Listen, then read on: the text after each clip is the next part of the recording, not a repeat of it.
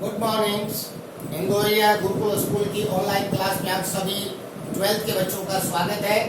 आज हम 12th geography में human geography, nature and scope यानी मानव भूगोल और उसकी प्रकृति और विषय क्षेत्र में आगे के वाक्य के बारे में या आगे की स्टडी के बारे में बताएंगे। जैसा कि आप जानते हैं कि विगत वीडियो में मैंने फ्रेडरिक रेटजल के मानव भूगोल की डेफिनेशन तक मैंने बताया था। उसमें मैंने एक और बात की थी कि उनकी एक शिष्या जो एलन सैम्पल थे, उन्होंने यानी नियतिवाद यानी डिटरमिनिज्म का एक कट्टर समर्थक थे। उन्होंने कहा कि मनुष्य प्राचीन काल मनुष्य की प्राथमिक क्रिया हो, चाहे जितनी भी सामाजिक, आर्थिक, सामाजिक, भौतिक क्रियाएं जो उसके जन्म से लेकर मृत्यु तक जो उसके पाषाण काल मनुष्य के जीवन पर प्रकृति का अमिट छाप पड़ती थी और मनुष्य के क्रियाकल्पों की भी प्रकृति पर छाप पड़ती थी। इसीलिए उन्होंने डिटरमिनिज्म का एक कट्टर सपोर्टर थे। नियतिवाद उसको हिंदी में कहते हो, निश्चिततावाद भी है।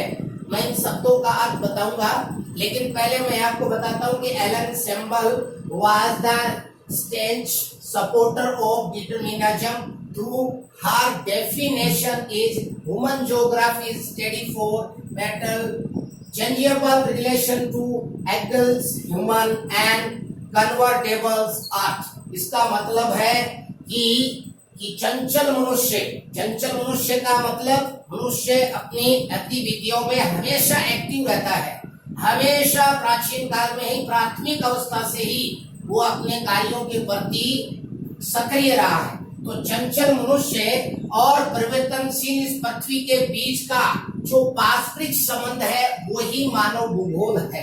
यानी मानव भूगोल ये कहें तो कोई अतिशयोक्ति नहीं होगी कि मनुष्य के जन्म से लेकर मृत्यु तक उसकी जितनी भी जैविक, भौतिक, सामाजिक, सांस्कृतिक और आर्थिक क्रियाओं में उसका अहम रोल होता है और उसकी जो ये गतिविधियां होती हैं, जितनी भी उसके क्रियाकलाप हैं, उसका प्रकृति पर भी प्रभाव पड़ता है और प्रकृति का उसके क्रियाकलापों पर भी प्रभाव पड़ता है। अब नियतिवाद का मतलब है या निश्चिततावाद या डिटरमिनिज्म का मतलब होता है कि प्राचीन काल मनुष्य जो पाषाण काल था, जब स्टार्टिंग दौर पे था, जब हमारी प्रकृति के नियमों का भी कोई ज्ञान नहीं था और टोटल प्रकृति ये बात निश्चित करती थी, ये नियत करती थी कि ये जो मनुष्य है और ये जो जीव जंतु है इस प्रकृति में, इस पृथ्वी पर वो किस प्रकार से रहेंगे, ये सबसे महत्वपूर्ण पॉइंट था। यानी उनकी हर जैविक क्रिया हो, चाहे भौतिक क्रिया हो, चाहे सामाजिक क्रिया हो, सांस्कृतिक क्रिया हो, चाहे आर्थिक क्रिया हो, यानी जीवन यापन से लेकर जन्म मरण तक की उसकी सभी गतिविधियों पर प्रकृति की अमिट छाप।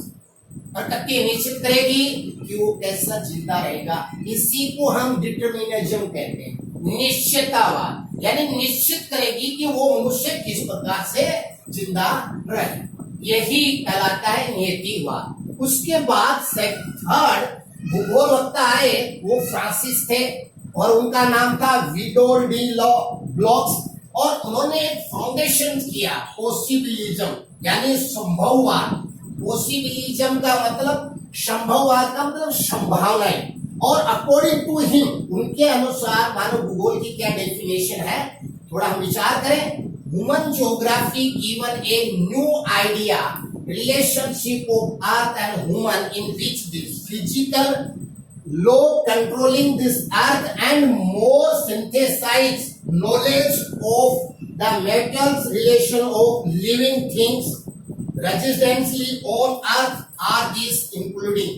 कहने का मतलब है कि मानव भूगोल मनुष्य और प्रकृति के बीच एक नई विचारधारा देती है जो पृथ्वी के जितने भी कंट्रोल करने वाले भौतिक नियम हैं और इस पृथ्वी पे जितने भी लिविंग ऑर्गन हैं वो जो रहते हैं उनका आपसी क्या लेन देन है, आपस में एक दूसरे पर क्या प्रभाव पड़ता है, ये इनका कहना था।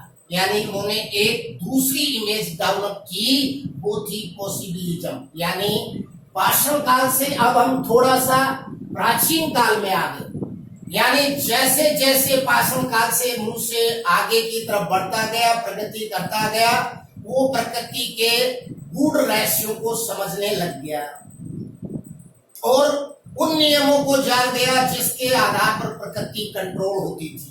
इससे पहले प्रकृति मनुष्य को कंट्रोल कर रही थी और अब ये संभावना व्यक्त की गई कि काश ऐसा हो।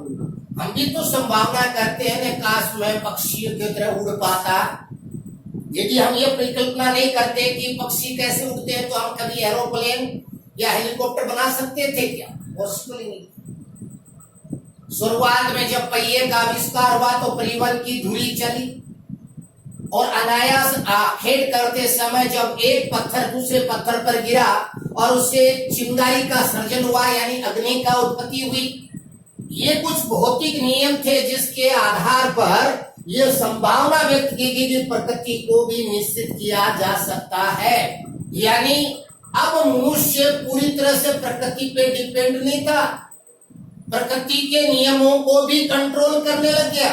यही था संभववाद। यानी अब प्रकृति पर वह पूरी तरह डिपेंड नहीं है। प्रकृति के यदि ज्यादा गर्मी पड़ रही है तो पंखा, कूलर, एसी का प्रयोजन कर सकता है।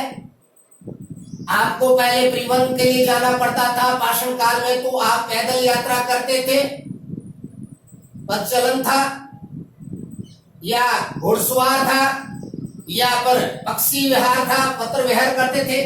लेकिन वर्तमान में आप वर्ल्ड के किसी भी कोने में लगभग 3 से 8 घंटे में पूरे वर्ल्ड का चक्कर करके आ सकते हैं। इतनी टेक्नोलॉजी हुई है, संभववाद का ही तो बात है।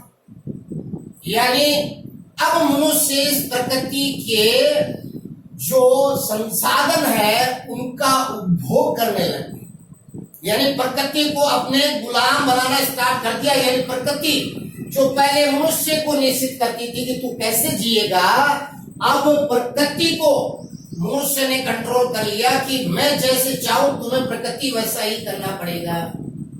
और आज हो रहा है। आज प्रकृति में इस प्रकार की संभावनाएं व्यक्त की जा रही हैं। नेचुरल कृत्रिम बारिश करवाई जा सकती है 3 से 4 घंटे। तो ये क्या है? ये पॉसिबिलिज्म ही तो है, संभववाद ही तो है। अब मैं एक बहुत ही मेन पॉइंट पे आपको डिस्कस करने को विचार कर रहा हूं, मानव का प्रकृतिकरण यानी डिटर्मिनेशन। इसका अर्थ है कि प्राचीन काल मनुष्य को पूरी तरह प्रकृति अपने कब्जे में रखती थी। प्रकृति ही निश्चित करती थी कि उसकी कौन सी जैविक क्रियाएं किस ढंग से होंगी। यह था मानव का प्रकृतिकरण, यानी न्यूट्रलाइजेशन ऑफ ह्यूमन्स। उसके बाद था दूसरा आया संभववाद के बाद प्रकृति का मानवीकरण। यह था पॉसिबिलिज्म, यानी अब मनुष्य प्रकृति को अपने कब्जे में करने लग गया। अब क्या करने लग गया? मनुष्य अब प्रकृति को अपने बस में करने लग गया अपने भौतिक नियमों के ज्ञान के आधार पर। और यही बात प्रकृति का मानवीकरण कहलाता है, पॉसिबिलिज्म कहलाता है। आज हम हमारे वीडियो में यहीं तक बताएंगे। नेक्स्ट वीडियो में आप आगे की यानी न्यू निश्चिततावाद के बारे में बताएंगे। थैंक्स।